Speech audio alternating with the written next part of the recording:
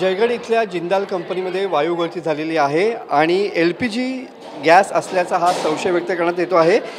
यातील इथेनॉल स्वरूपाचा जो गॅस आहे त्यामुळे जयगड नांदिवसे येथील माध्यमिक शाळेच्या विद्यार्थ्यांना हा त्रास जाणवू लागलेला आहे।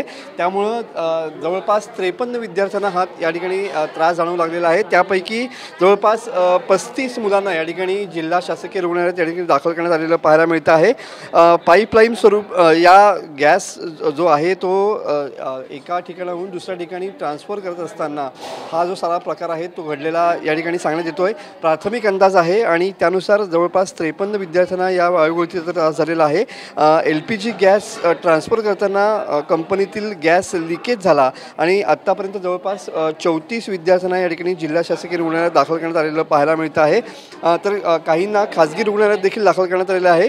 या विद्यार्थ्यांना श्वसनाचा आणि उलट्यांचा त्रास या ठिकाणी जाणवू लागलेला आहे आणि त्यामुळे या ठिकाणी मिळेल त्या गाडीनं सध्या या मुलांना या शाळेतल्या मुलांना या ठिकाणी आणलेलं गेलेलं पाहायला मिळतं आहे।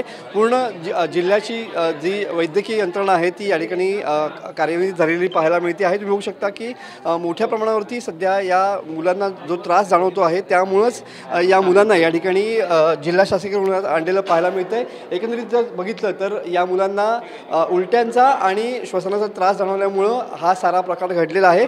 नेमकं या संदर्भातली प्राथमिक माहिती अद्यापही जी आहे ती या ठिकाणी उपलब्ध झालेली आहे। मात्र नेमकं या गॅस लीक होण्यामागचं कारण काय आहे अद्याप मात्र समजू शकलेलं नाही। कंपनीकडून या संदर्भातला कुठलाही खुलासा अद्याप तरी झालेला दिसत नाही आहे। कॅमेरामन समित गजनेसह मी मनोज देले, TV9 मराठी, रत्नागिरी।